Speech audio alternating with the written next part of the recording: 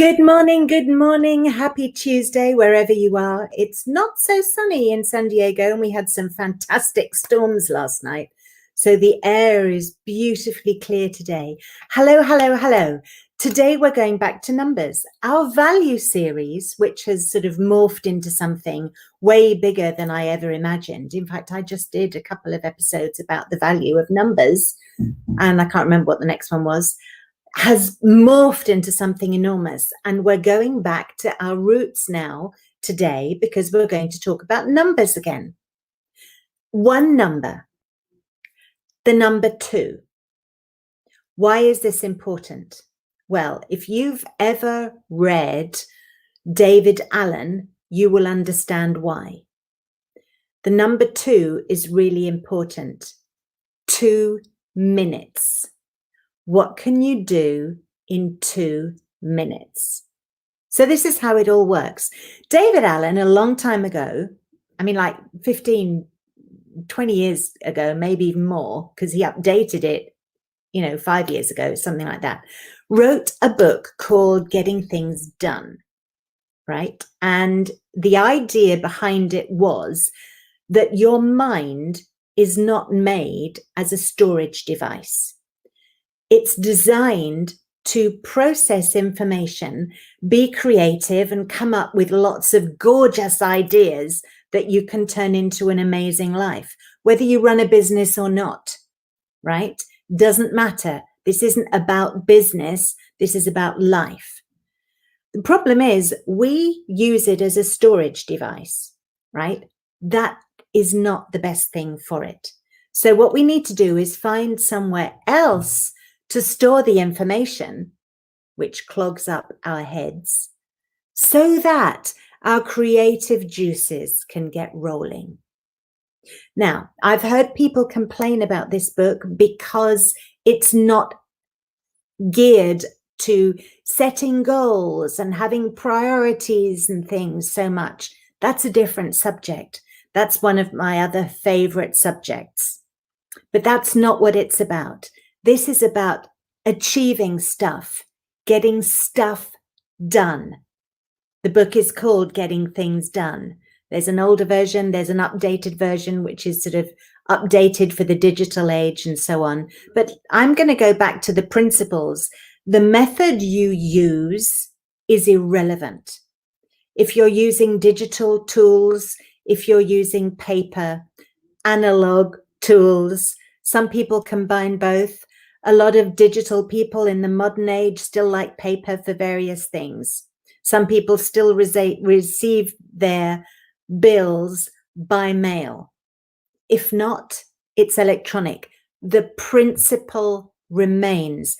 I still find it, although I'm totally techie as much as possible, I still find it better to organize certain things on paper. That's your choice. That's not what this is about.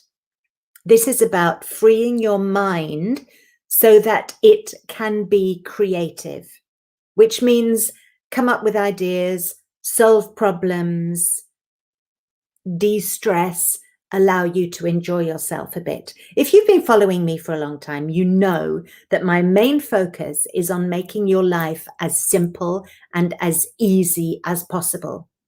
My job is to inspire, empower, and support you in that, making it really, really, really, really simple. Keep it simple. Silly person. Student. I've got to think of something because I don't like stupid. It used to be keep it simple, stupid. Keep it simple, stupid, because KISS has 2 S's. And I say to my husband, keep it simple, Steve. I can't do that with me. Keep it simple, silly one. Anyway, you can come up with some ideas. That would be fantastic. Just let me know. Anyway, keep it simple. Keep it super simple. Keep it super simple. Right. When you do that, you can relax, de-stress, because you're not constantly trying to remember all the stuff that you put in your mind to remember, which is not what your mind is for. Okay. As you get older, you might also experience that your mind is not thinking the way that it did before, and that remembering things isn't as easy as it used to be. You might not experience that, but you might. In which case, if you learn this way of dealing with things, this way of using equipment and tools, will save you a chunk of stress. And that's what we're trying to do most of all, save you the stress. Otherwise, I'm going to have to send you to my husband because you'll have health issues. He can help you with those, luckily. But let's avoid them. Right. So what is it? What is this amazing thing that David Allen taught us all those years ago? And actually, I've read the book, I think 2 or 3 times. It's a really good one. I know somebody who reads all the really good books again every year. I should do that. I should put that in as one of my things to do, put that on my to-do list. So how do you get stuff done? So stuff comes at you every single day. It bombards you, in fact, in the modern world. And you are making decisions at a speed at which human beings have not had to make decisions before, any of them ever, except maybe when you're driving a car. But that's, different. So when a piece of information comes into you, or an object or a particle of some kind, you have to make a decision about what to do with it. Now, if you're all electronic, it's easy to not make that decision, to just skip it over and come back to it later. Well, in a sense, even that's a decision. Coming back to it later is a kind of a decision. But you need to decide where that goes. Now, you have to get places together to put it. So it could be in the bills folder. It could be I could star it with a different color if it's an email that's coming in, color code it. I could respond to it. I could dump it. There are lots of different things. In fact, I think there are 4 different things. I'm not sure if this is from David Allen or if this is from someone else. You do it, you dump it, you delegate it, or something to do with postponing, something to do with do it later. Do it now, do it later. So you do it now, you delegate it, you dump it, or you do it later. Okay. So if you've got an assistant to delegate it to, or another time of day to delegate it to, have somewhere that you can put it in. I mean, you can literally go through your inbox and create, do it now, do it later, delegate it. The trash can we all know already, right? Point is to do this as quickly as possible. Then you can plan your day, because then you know how many things you have to follow up on or do later, how many things you have to do now. Now, this is where the 2 minutes come in. Because if it's going to take you less than 2 minutes, do it now. Always do it now. Right now. If it's going to take less than 2 minutes, 2 minutes, do it now. That was so big for me, because I used to always put things off. It would be, I don't have enough time to do that, so I'll do it later. And this pile of things that needed to be done later got completely overwhelming. So overwhelming, in fact, that I just couldn't deal with any of it. Don't let that happen to you. Don't let that happen to you. Do it now if you can. If you find that you then can't, you can always stop.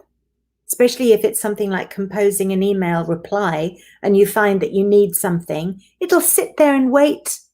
But at least you've half done it. At least you've started and you know what the next step is. Trust me on this. it also spills over into the rest of my life. And that has been absolutely key to keeping me sane, reasonably sane, I mean, on a good day. The point is that whereas in the old days, I used to think, well, I don't have time to do that, so it's not even worth starting. I'll start now. And invariably, I finish. And I finish a hell of a lot faster than I thought. And I'm not fast. I'm nowhere near as fast as my business partner, Robert, for example. I'm nowhere near as fast as a couple of other people I know. In fact, I don't even think I'm as fast as my mum. I think even she's faster than I am. Okay. Now, obviously, when I'm full of energy, inspired and very creative, and my head's going at 90 million miles an hour, which still happens, I am fast. But on my general day-to-day, I'm not. So if I think something's going to take 10 minutes and I've only got 15 minutes, the chances are the old me would have said, oh, I don't want to start that now because I'll never get it finished in time. And what happens? Those 15 minutes or those 10 minutes or whatever it is, they get used up anyway. But how am I spending my time? What am I doing with it? Thinking that I don't have time to do something, and then I go off and do whatever it is I have to do. And then when that's done, whatever it was that I didn't do earlier on because I didn't think I had enough time is still sitting there waiting to be done.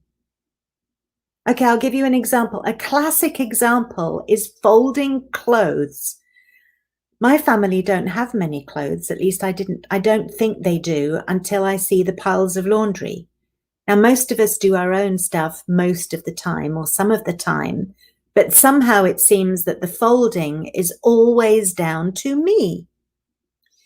So I see these massive piles of laundry and I think to myself, I just don't have time to fold all that stuff.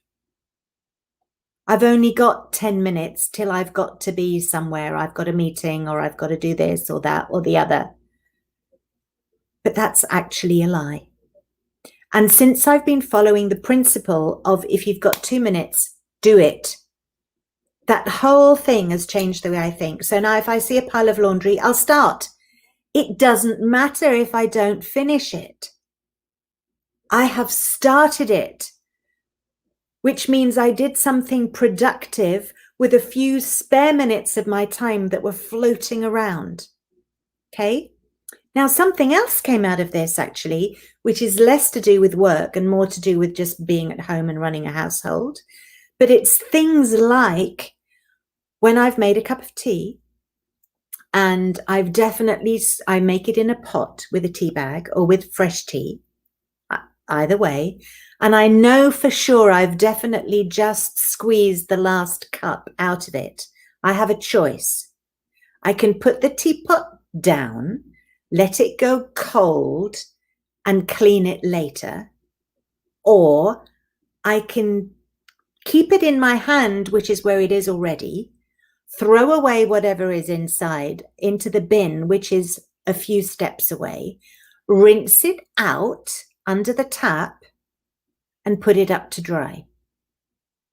All as part of that same process, pouring the milk in the tea, in the cup, pouring the tea into the milk, realizing that's it. That is definitely the last bit of flavor I'm going to get out of that tea. And putting the teapot down, I can't take a sip for another minute or two because it's way too hot anyway. So what do I do usually? Wander off, think about the next thing. I can use that minute and a half. Not even. In fact, it's probably just a few seconds. But then what happens the next time I come into the kitchen? There's a clean teapot waiting to be put away, rather than a cold teapot, and the tannin really gets hard on the inside of the pot when it's cold. So the effort of cleaning it is way bigger.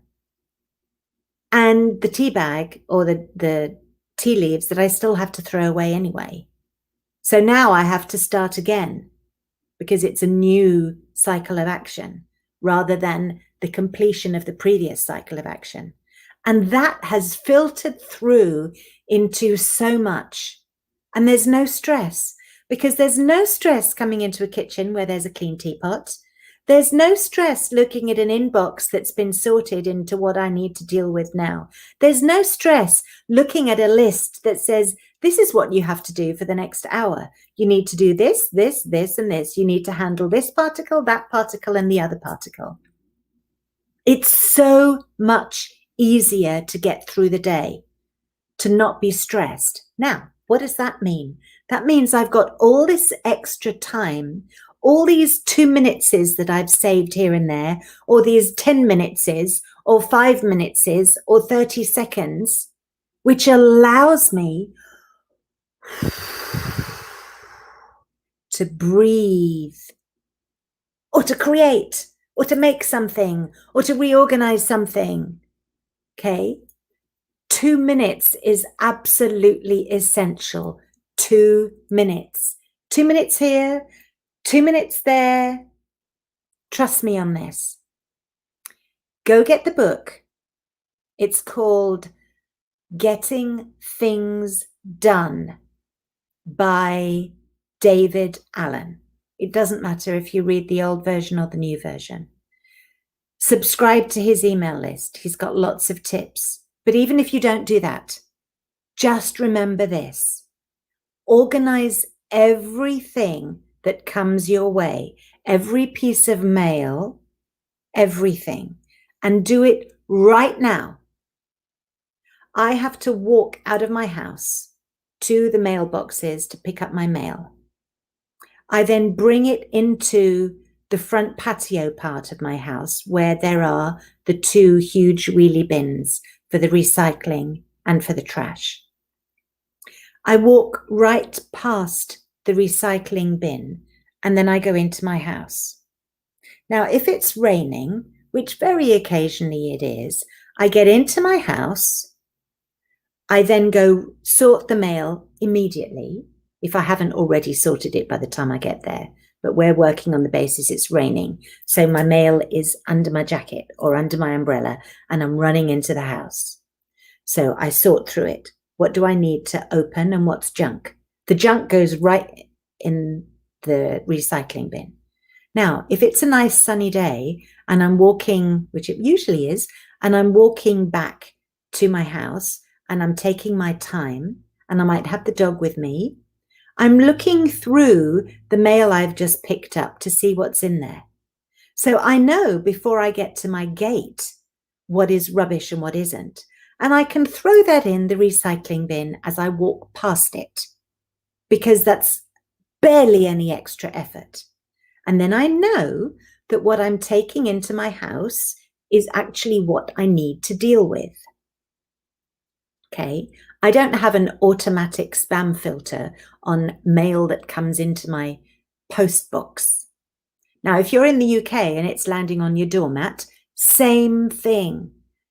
Pick it up, sort it as you walk to your recycle bin, which should be somewhere that's easily accessible. It's another thing. Put things where they're easily accessible to make life easier. It's an organizing tip. Organizing is for another day. Right now, we're just getting stuff done. We're getting things done in 2 minutes. So chuck it. Then go through and look at what's important. Deal with that first. Open it up. See what it is. Can I do it in 2 minutes? No. Put it aside. Put it in a pile. Doing later. Doing tomorrow. Giving to somebody else to do. That's what pending is for. Doing it later on. That's pending, right? Delegate it to somebody else if you can. And you can delegate stuff at home.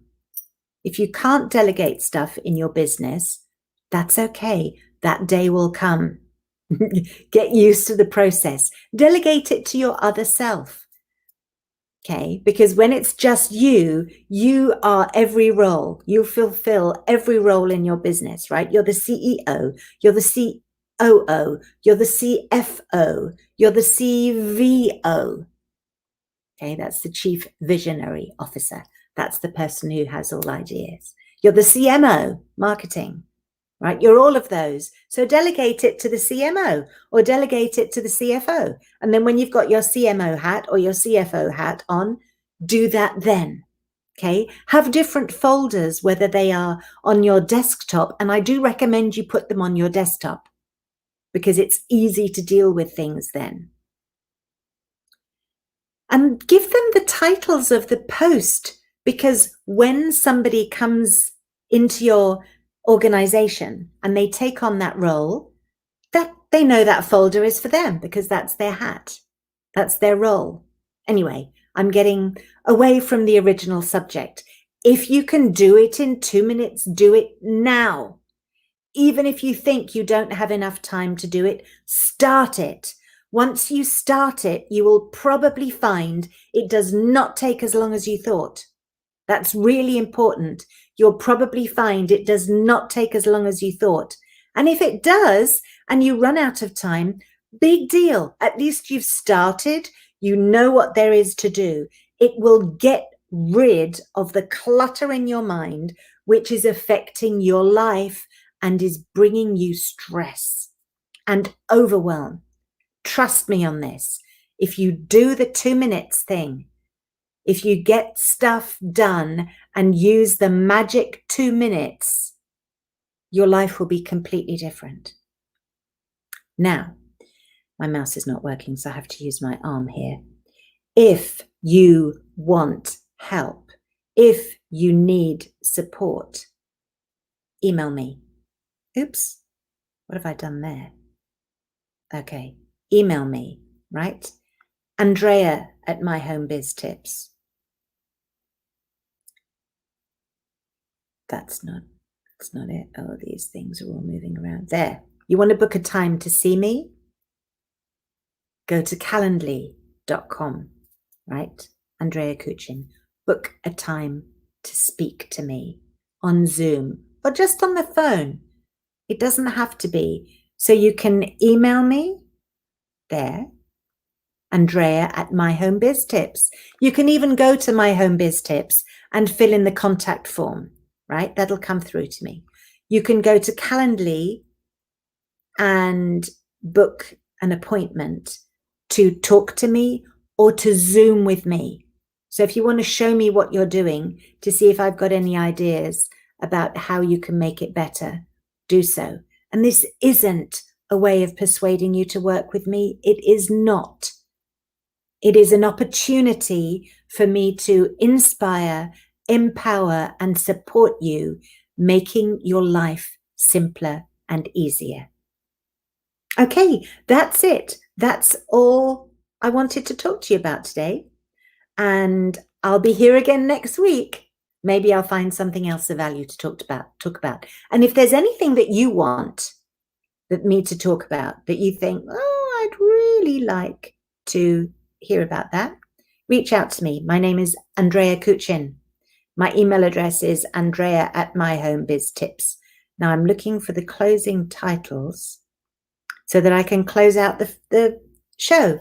Thank you so much for watching, and I love feedback. So do send me something and ideas about other things that you think have value that I need to be talking about. See you soon. Bye-bye.